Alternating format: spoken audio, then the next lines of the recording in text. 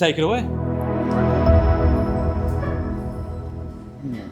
Well, first off, I have to start by saying happy birthday, Mom. Happy Father's Day, Dad.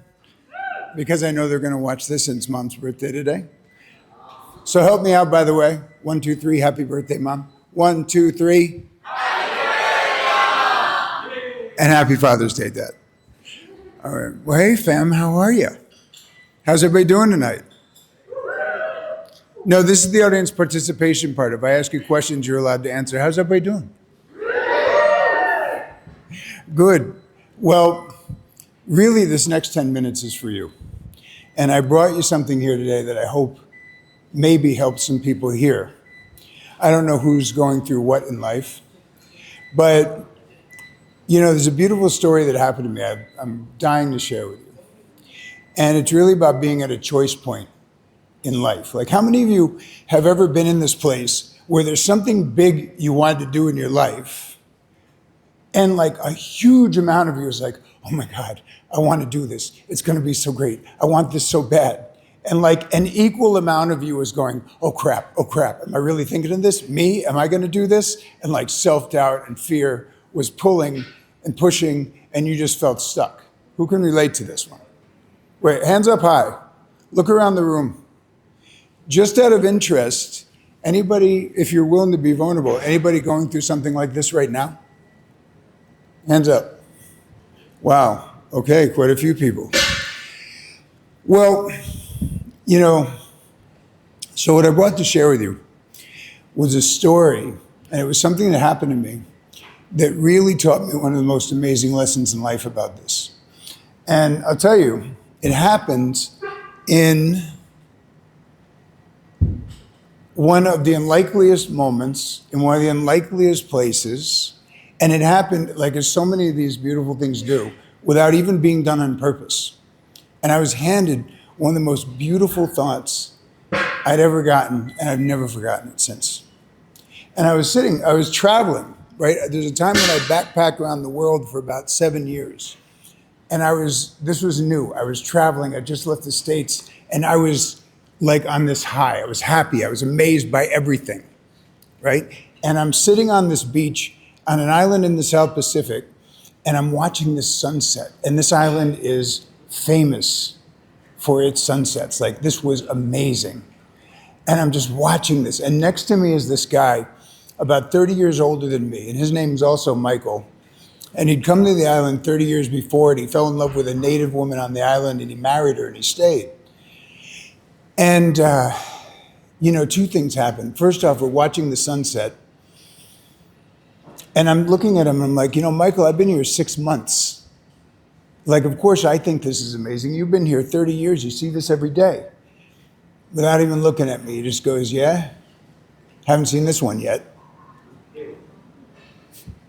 And 5 words, and he taught me that taking things for granted is a choice, and that you can look at something every day for 30 years and still be in love with it.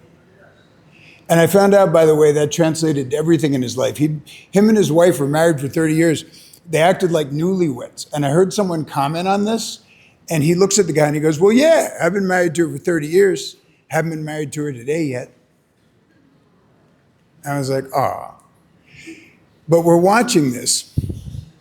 And finally I look at him, or I'm looking at this and I go, you know, we sure are lucky to have this though. And this time he does look at me and he gets kind of pissed and he's a little angry and he goes to me, lucky? We're not lucky. And I said, what do you mean? It doesn't sound very grateful for a guy who just said he likes the sunset. And he goes, gratitude's got nothing to do with it. That's not what I mean. Sure, we got this great sunset to look at. He goes, but we're not lucky. We deserve this. And I'm like, deserve? How do you deserve a sunset? And he says, look, how long you been here? And I said, 6 months. He goes, all right, in 6 months, how many of your friends said to you, you're so lucky, I wish I was you, I wish I was there, I would love to be doing that? I said, well, they all say that. And he goes, and how many of them do you say, okay, well then send me your resume, I'll show it around the island, we'll get you a job, you can stay with me till you get set up? And I said, well, I say it to all of them. And he goes, and how many of them came? And I'm like, well, none of them. And he goes, exactly. And that's why they're there and we're here. Because when we had a chance to come, we got on the plane. He goes, people spend their whole life talking about things they want to do and adventures they want to have and places they want to go, and they never do them. He goes, but when someone gave us the chance to be here, we got on the plane. And you know, years later, I talk about this and it still hits me because he's right. You know, we got on the plane. And if there's anybody in here, before you say to yourself, oh, wait, but you have to understand, it's different than me. I have circumstances. You know, I'll tell you, a lot of people, everybody on that island had a story, everybody. You know, Michael, when he came, it was 30 years ago. There was no infrastructure, no roads, no buildings. There were just the huts the natives lived in. There was one plane that came off the island once a month. So basically, when you were there, you're cut off from civilization. And he came anyway. And I just got out of 4 years at university. You try telling your folks after 4 years at university that you want to take your degree, go sit on the beach, and teach tourists to snorkel. See how that goes over. But I had wanted to travel my whole life, and I was determined. And there was a woman who came. She was an executive with an airline. She came out to the island, fell in love with it, called up the airline and said, if you don't transfer me to our office in the South Pacific, I quit and I'm moving anyway. And she went home, sold her house, sold or donated everything she owned, and 3 weeks later, bam, she's back on the beach. Lots of stories like that. Tons of them. Because he was right. We got on the plane. You know, and I was sitting there and thinking about those words at the time. And I just felt like this pride in my chest. You know, I felt like this sense of power because I realized I wasn't there by luck. I was there because of something that I could make the decision to do over and over and over again in my life. Not just me, but everybody here right now, which is I got on the plane. God damn if that didn't make that sunset more beautiful, you know?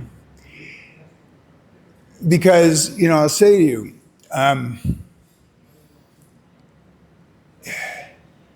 I've met a lot of incredible people in my travels. You know, it's amazing the people you meet, right? There's a female black belt who does kung fu movies in Hong Kong. I was in San Francisco and I met a group of people that took a chance and started a company, and they became millionaires before 30. Owned 3 apartment buildings that they lived in San Francisco.